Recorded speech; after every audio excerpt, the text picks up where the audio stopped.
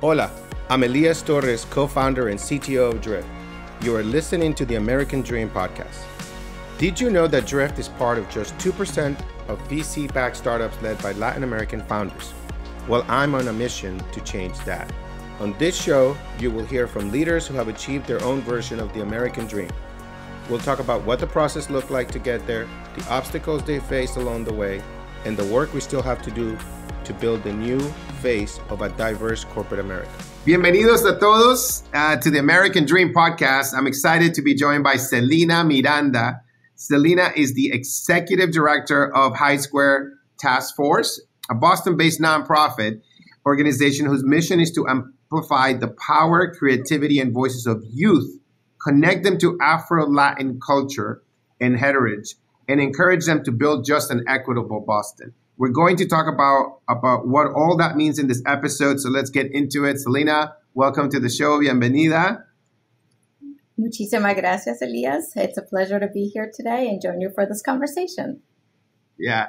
So I've been kind of like distantly connected to you guys for a little bit remotely, and this is the first time we actually get to meet. I hear so many great things about this organization, and I've met people like Vanessa, right? Which is she. I think in my mind it's doing something similar, right? It's maybe a different kind of support, but it's the focus on our communities, on our Latino communities, right? In Boston area, right? And so she's in that area. You're in the Jamaica Plain area, right? Mm-hmm, correct. And so you have a 30-year-old organization that is doing some wonderful things for our youth, right? Which is, it warms my heart. Tell me about those three things that you're doing for them. Sure. So we are, like you said, we're located in what's called actually Boston's Latin Quarter, which is a little corner of the Jamaica Plain neighborhood of Boston, previously known as the Hyde Square area of the neighborhood. And we have been around for 31 years. And in more recent years, we have really doubled down on our focus of utilizing the arts, specifically performing arts, to engage young people in the out-of-school time. So we have our Jóvenes en Acción program, or Youth in Action program, which engages young people beginning in the 8th grade all the way through the 12th grade. And we use Afro-Latin arts, dance, music, and theater as the hook, right? It's what gets them through the doors. And they can choose which art form they're going to pursue. And then we also provide them with educational supports in the way of mentoring and tutoring. So they get small group mentoring, but as they get older in the junior and senior year, it becomes a lot more of a one-on-one approach to making sure they begin to think and plan for their future. And in terms of what path they take, we're pretty agnostic, right? We want them to have a plan, and we want them to begin thinking of a career path that's going to allow them to have to thrive as adults and to have access to opportunities. So that's our Jóvenes en Acción program. And then, the other thing that makes our Jóvenes en Acción program quite distinct is that we focus on the civic engagement piece. We do think that it's important for young people to tap into their sense of agency, to know that they have the power to make a difference in their community, however they define that, right? It could be in their schools, it could be in the neighborhood, it could be in the city. For them to get involved and really think about what's not working and how can I make a difference. And then we have our College Success program, which, that came about after doing so much work to try to get our young people into post-secondary education and realizing that many of them weren't making it through. And that is the case, right? For first-generation college-going students who are low income and do not have sort of the additional wraparound supports, it is really hard to get through. So our College Success program focuses on that. And we do that through one-on-one coaching, particularly in the first and second year of college, when we know it's the time that they're more vulnerable to leave post-secondary education. And we know once they leave, it's really hard to get back. And lastly, we do our creative development and community engagement work, which focuses on this concept of placekeeping. And it's a concept that is, relatively new, but it's really thinking about how do you preserve the character of a neighborhood, even in the midst of gentrification, right? Our neighborhood has changed drastically, but at the same time, we have maintained the character of the neighborhood. You still have over 100 businesses in the neighborhood that are either Latino run or Latino owned.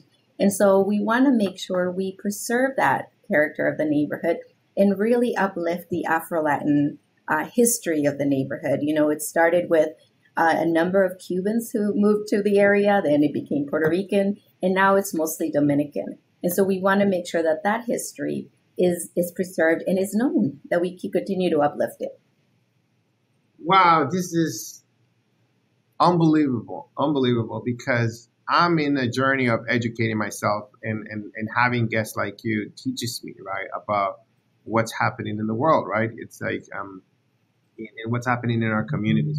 So, like, for example, I don't know how much you know about tech people, right? Where I'm a tech guy, I guess, you know, this is the stereotype you can bucket me under. So we think because we can write some code and we can do something that runs on a website for, you know, millions of people, that we know everything.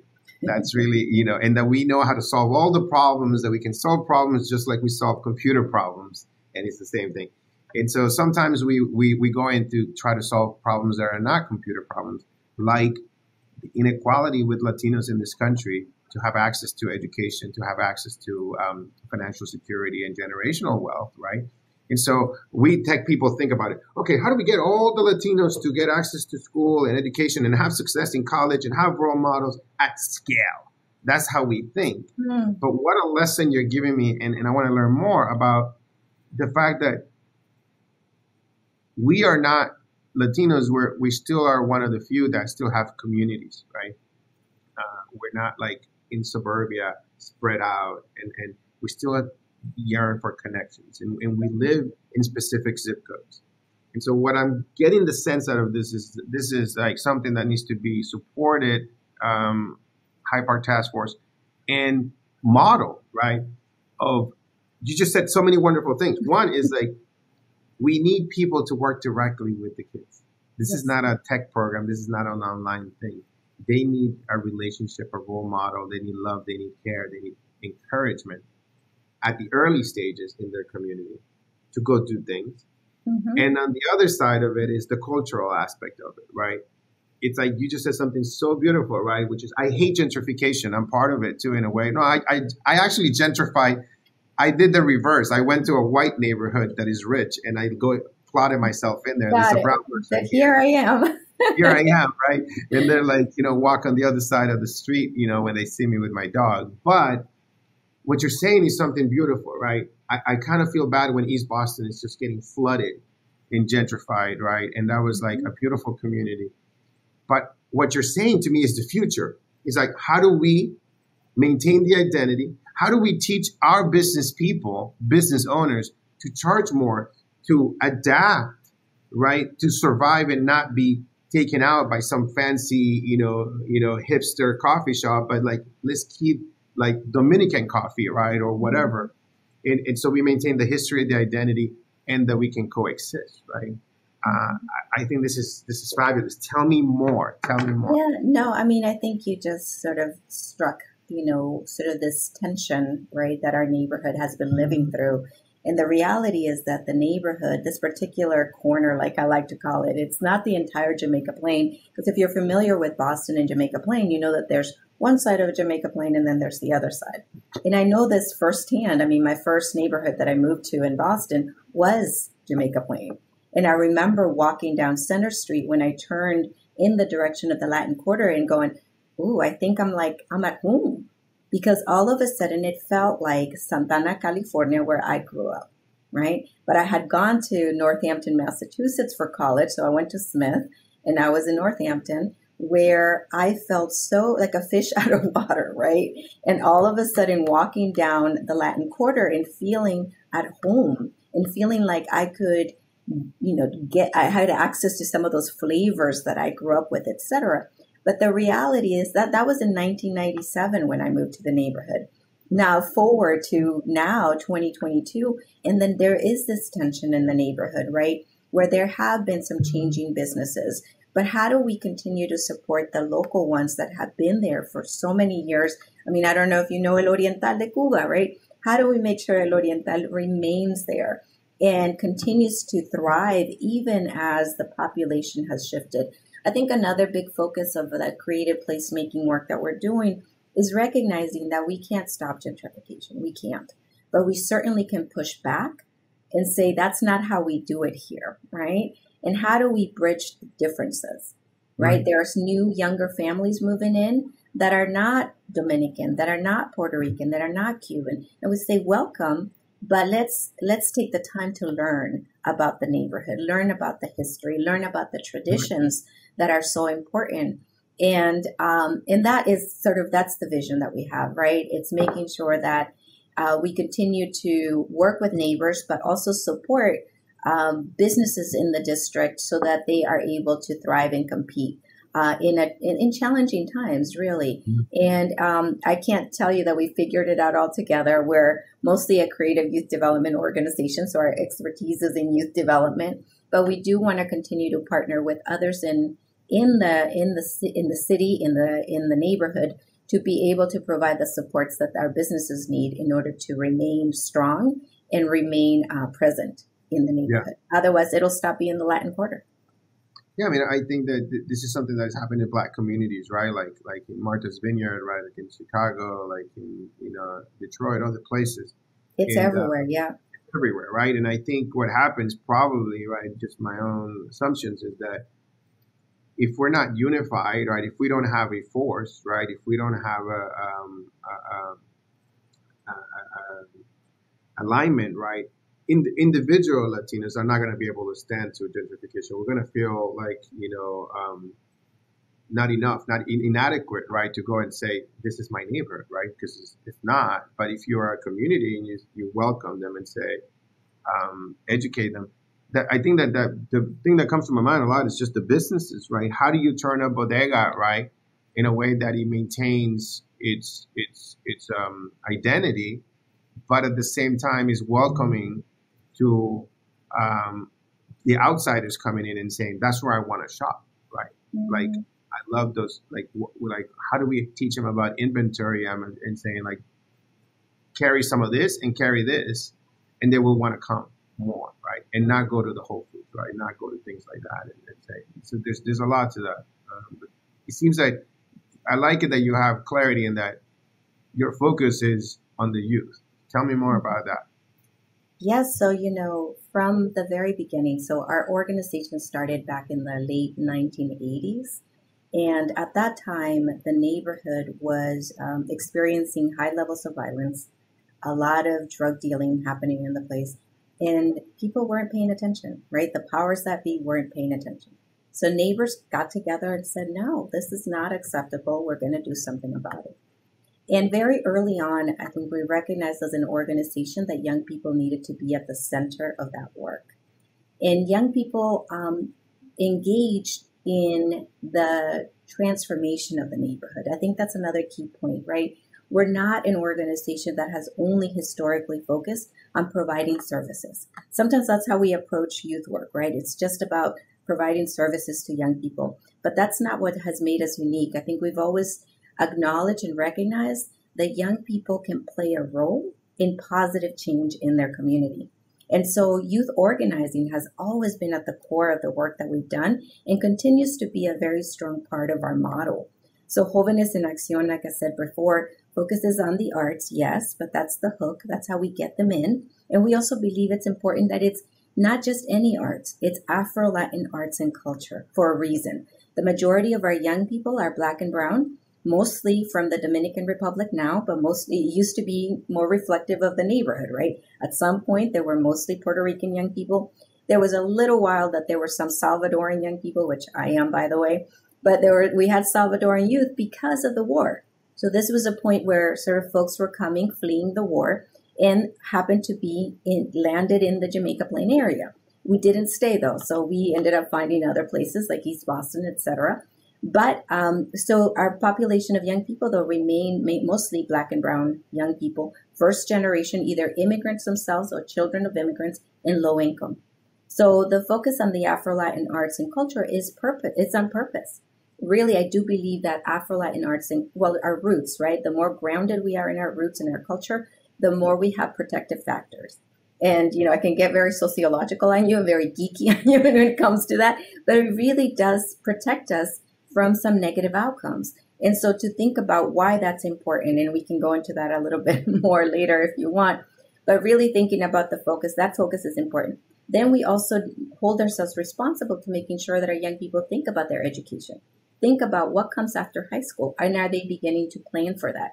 But I think to your point that you made earlier, they're not going to do that on their own. They need the caring adults around them to guide them through that process, to support them through that process. Then lastly, we have our civic engagement component.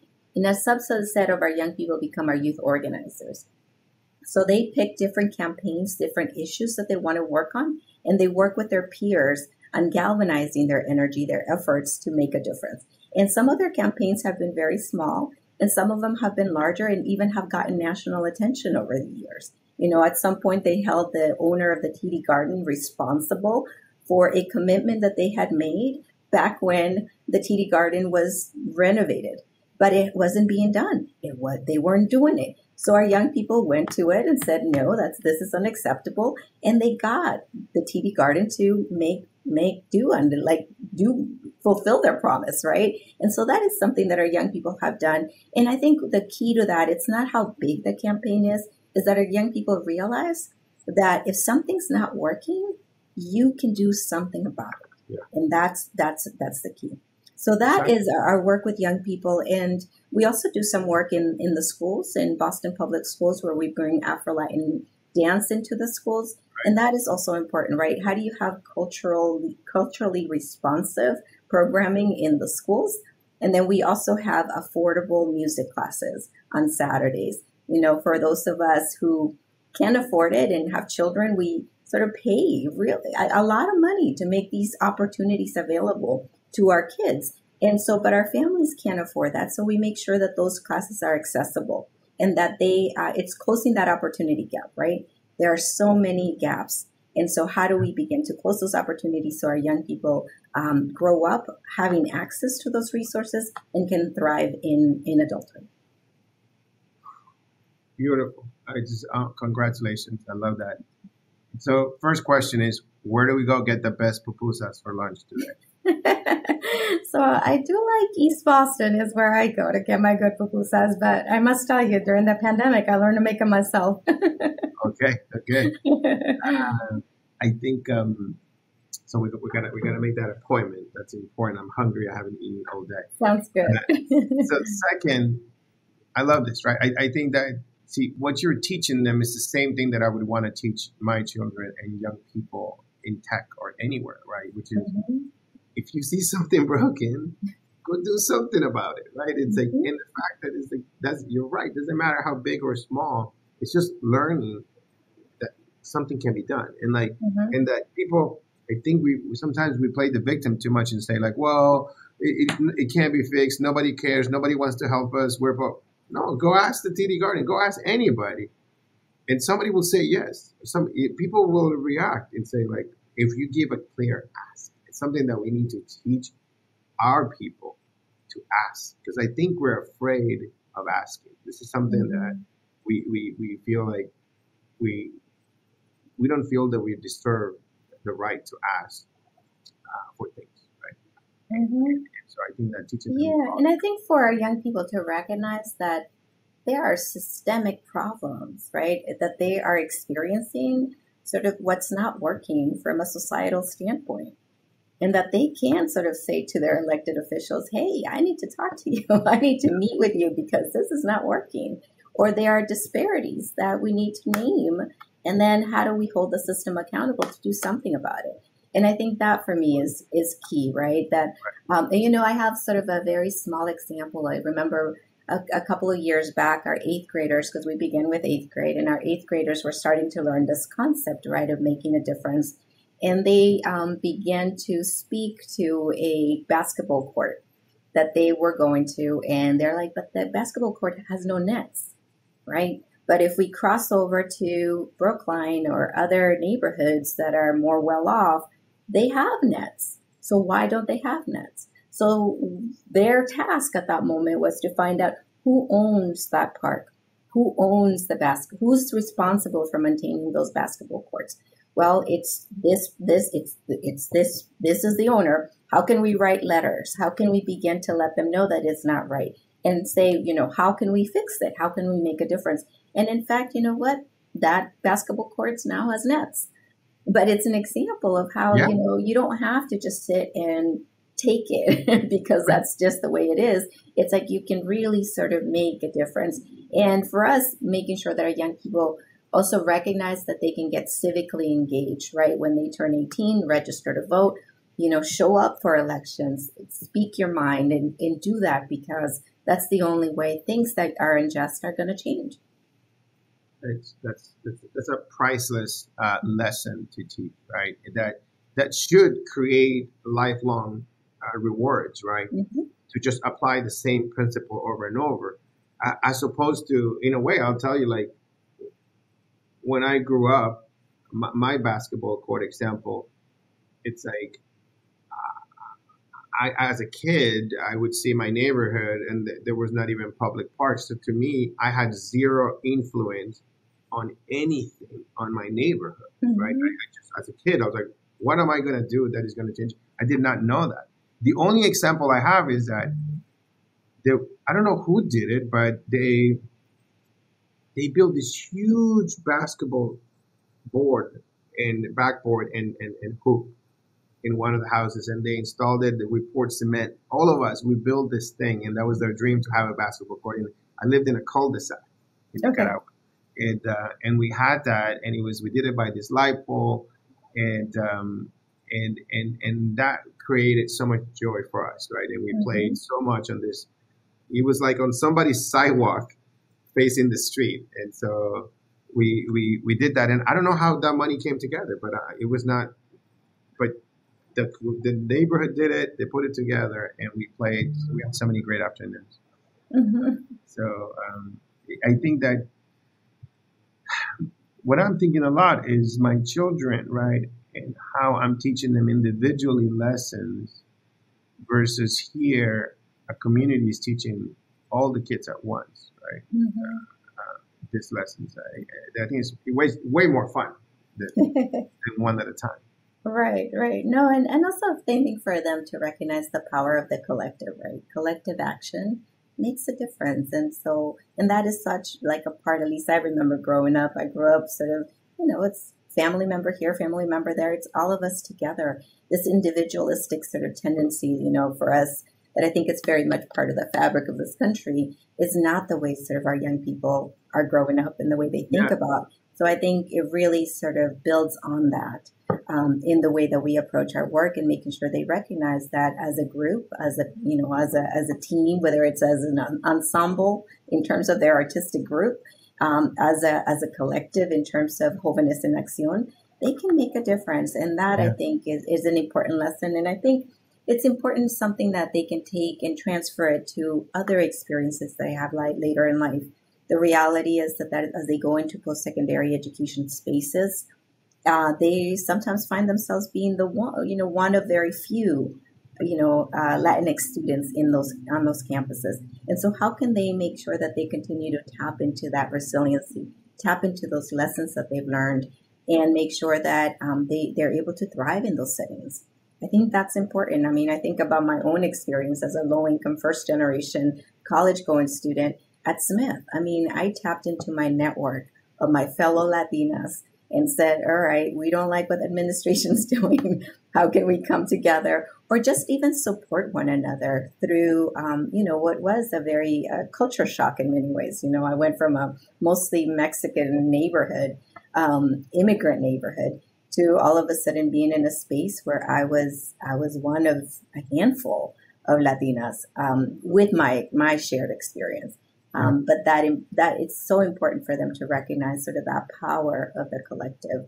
And if they're grounded also in their roots and their history, there is no questioning of who I am. I know who I am.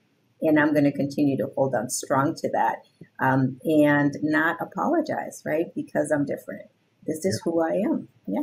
It's who we are. And I think we're beautiful. I think we're our culture and our identity. And I think that when you said the emphasis on Afro-Latin culture, that is on purpose. It's something that I struggle because in a way, some people make fun of me. I'm an immigrant. I came in when I was 17. I'm Latino, mero Latino. Hablo español, me gusta la comida, la música, todo, ¿verdad? Pero, but people make fun of me. They say I become like, white affluent, right? I live in Belmont, Massachusetts. I walk my, purebred dog in the morning. I drink my coffee, my espresso machine. And I think, and I look at what I'm learning about the culture of this country, right? What my kids are growing up. We're gonna cook Thanksgiving. I made a pot roast on Sunday, right? And I look at the traditions here that I'm trying to create for my family since I live here in Boston without my family. Most of my family is in Florida. So I'm creating a new tradition. Yep. But when I look around, I'm like, what am I doing? It's like, let's go on a hike. Let's come back. Let's eat eggs and bacon. Let's make pancakes. Let's have a pot roast. Let's hide some eggs. I'm not trying to make fun of it, but like, we have an amazing culture that we need to transfer and educate and maintain. Because look at, now you tell me, what are the cultures and the dances and everything? Like, we don't have dances in the United States. Like, look at our weddings. In the white weddings. We don't have music, right? It's the Afro-Latin are the ones creating those beats, right? Yeah. No, I mean, I think you just touched on so much. And I think personally, I think about this a lot. I have a young daughter. She is almost 9. She's Salvadoran Black.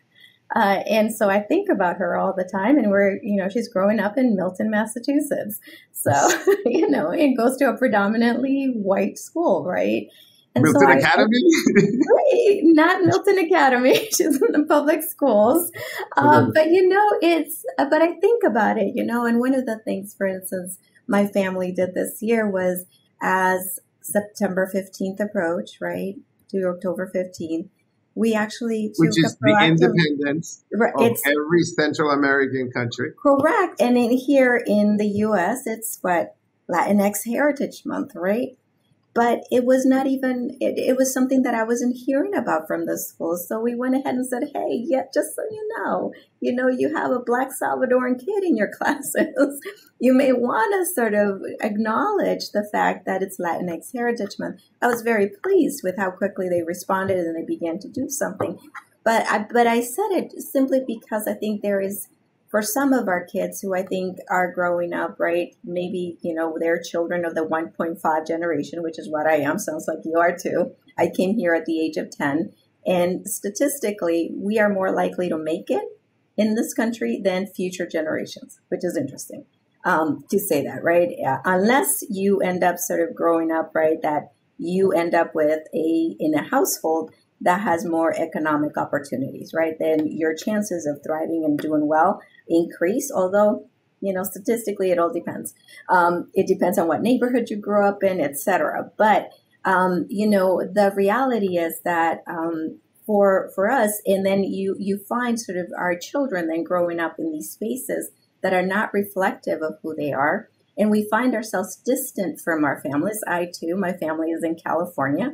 So in terms of those traditions, I'm making them up as I go, right? But for instance, our Thanksgiving dinner, my daughter will be the first one to tell you that the traditional sort of, U.S. Thanksgiving dinner, she doesn't like it. She goes, I don't like it. Can you make the Salvadoran turkey instead? So I do. She wants arroz con gandules. Well, let's have arroz con gandules. Let's bring all these different things into it. And it wait. Salvador is arroz con gandules? No, but, through my husband. So she likes it, Your husband is Dominican? So he is half Puerto Rican. So, it's through that influence, right? So she is a mix of things. So she's like, I like that flavor. I like this flavor. And she knows it. And so she's like, can we just have that? And I'm like, why not? Why does it have to look that way? We're going to create our own version of this. We're still going to recognize we live in the U.S. Thanksgiving is a thing, but we talk about Thanksgiving not only sort of, in the glamorized sort of way that we think about it, but we talk about sort of what happened to the indigenous folks that were here in this land. Let's talk about it. yes, let's have a conversation. Was it the way that the story goes? No. And we've talked about it. So she reads the books. We have conversations around the table because I want to make sure she has that awareness, right? And she knows, but it's creating our own traditions, and that happens to be it. But also, how do you go ahead and make sure that they get connected to? And this is, I think, the work that High Square Task Force is doing. For instance, we have a Halloween fiesta, right? That happens on the 31st of October, Halloween.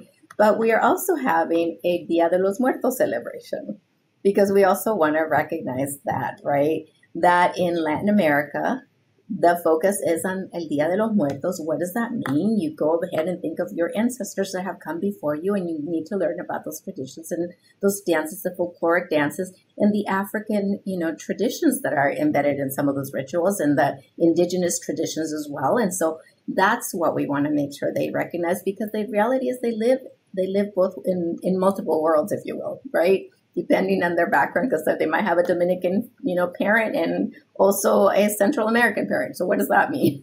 And so that's the richness, I think, of coming together in this country. But at the same time, we need to sort of uplift and maintain some of that historical, our history, our culture, our roots.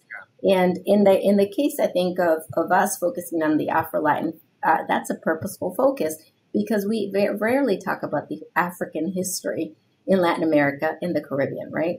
It's across Latin America and the Caribbean. And when you look at slave trade and everything, human trafficking, really, which is what it was, 90% of them ended up in Latin America in the Caribbean, right? And 10% in the US. But we rarely talk about that, and really making sure that we're speaking to the African, influence in history in our Latin American countries. That's important. Absolutely. I love this. I love this. And you know what? This Thanksgiving ain't going to be white at my house. You change it a little bit. Because I usually I'm sous videing my turkey. I make my cranberry sauce from scratch. Super, super fancy. I'm like all New England. I love this country. I love this country. Yeah. There's no better country in the world for me. It is very special. And it's very special because it has welcomed us, whether they like it or not. We're here and we're growing. And I think that that's the responsibility that we have, is that we cannot grow and lose our identity, right? This population, right? And not know who they are until we become someone equal in this country. Then we can decide what we want to become. But at the time, we at least have to preserve, right, and carry them through. Because I feel like one of the things that it's the most valuable thing that we have is when we are one of 100 in a room, where we're one of 10, where we're in a company, where we're in a business, where we're doing in a school, right? Is our identity is the only thing that keeps us going, right? Mm-hmm. Our values, it's our experience, it's our support, it's like our self-awareness that we are somebody, that we have something interesting to give to the world, and why we act the way we act. Because if I didn't understand that, I would be struggling and crying in the room. Why do I interrupt? Why am I so passionate? Why am I so intense? Why do I want to get shit done? Why do I don't, it's like my personality and my values and my identity that makes me double down. And so people come and ask me, Elias, give us your energy again. We need it, do this. If I spoke like most people do in the Thanksgiving dinner table, I wouldn't be where I am. Right. No, and I think that's important. And I think that's what I was, when I was speaking to those, how important it is to ground our young people in their roots, right, and who they are, because then they're not apologizing at all. It's like, no, I'm going to bring my whole self into a room. I'm not going to leave the Latino part of me up the door. It's like, no, everything's going to come in, and that's okay. Yep. And use it as a strength. What's your connection with Sociedad Latina? So they are, a sister organization, just like, Inquilinos Boricuas por Acción, La Alianza Hispana, it's all of these different organizations that I think historically we've been around for so long. So they've been in the Roxbury neighborhood, right, Mission Hill. And we've worked collaboratively throughout our entire time. In fact, right now, we're all part of the Greater Boston Latino Network. So we are a group of Latinos serving Latino-led organizations in the city that come together, and so we work in tandem to make sure that we're advocating to make sure that our families and our youth receive the resources that they need. That's beautiful. Yeah. So I love this commonality between Eva and Sociedad Latina and you guys around the art and the music. Mm-hmm. If there's one thing I would love to change, it would be like it would be me dancing to music if I had lots of time. Just to well, come on over, come hang out with our young people. They'll teach you. Exactly. I was at the MFA for Latina night, Latin night. Yeah. And Sociedad Latina came, and these young, beautiful people were singing, Vivir Sin Ti, Yeah. Vivir Mi Vida, was it? Mark Anthony. Yes, yes. All kinds of music, and it's just like, I'm like, this is like high schoolers, and they have this band, and they like run the show. It was beautiful. So I have a PhD in social work and sociology. So I was being trained to be a researcher, a professor. But then I stepped out and worked 12 years in philanthropy, but then felt the need to do something that was closer to community and to my culture. And I think it's fed me on a daily basis. And just connected my daughter too. I mean, the fact that I can bring her to work, she sees it. She's like, I love your job. It's so fun. Because all of a sudden, she looks up to folks and they're like, well, they look like me and they speak Spanish, and that matters, right? And I can see sort of that connection. But I realize that personally, I'm being fed on a daily basis because it's so easy as we move up, as we succeed, et cetera, to get so removed from that. And so, it's been personally fulfilling for me as well.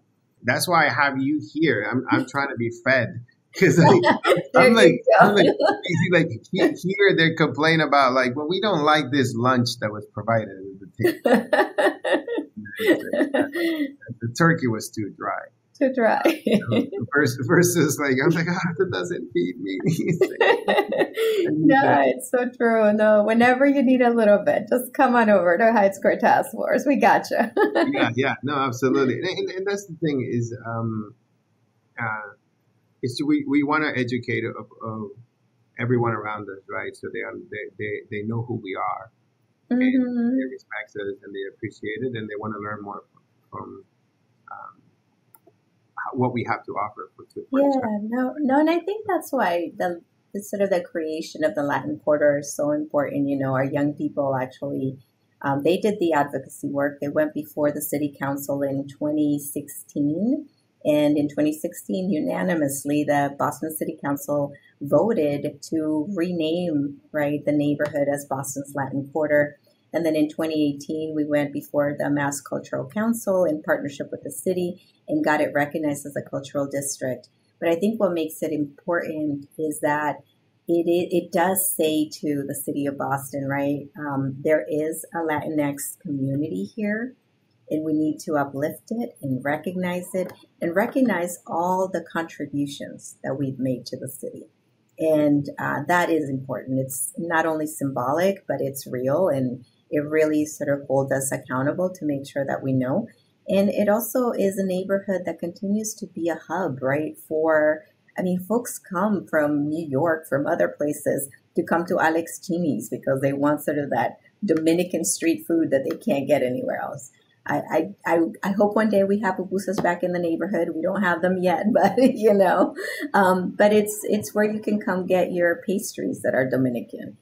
Whether you live in Milton, Belmont, or wherever you live, you can come and sort of have a little taste of that. Yeah. And I think that's important. And I do, and my kids know it. Like I drive to Lawrence. I drive to Methuen. I'm looking for chicharrón. Yeah. I make migorón. This is from Nicaragua. I don't know if you know that dish. I don't know migorón. No.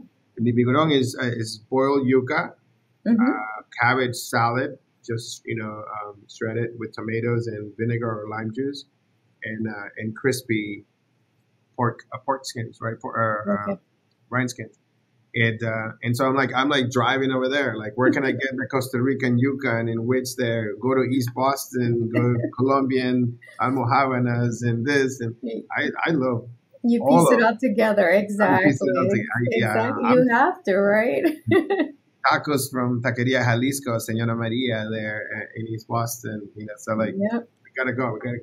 Yeah, because you have that Southern California experience too, right? So you know a good taco.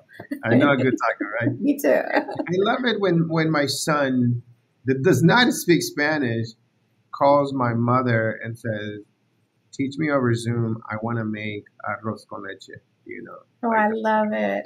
That's he's great. 16 years old, and he's like, teach me, I want to do it. And he makes it. And like, I think that it would be hard to me do it by myself, right? But when you have a community and an organization and people like you that make that decision from a PhD, from research, from whatever you can accomplish, to say, this is where I want to be fed and this is who I want to be. It's a great role model and inspiration.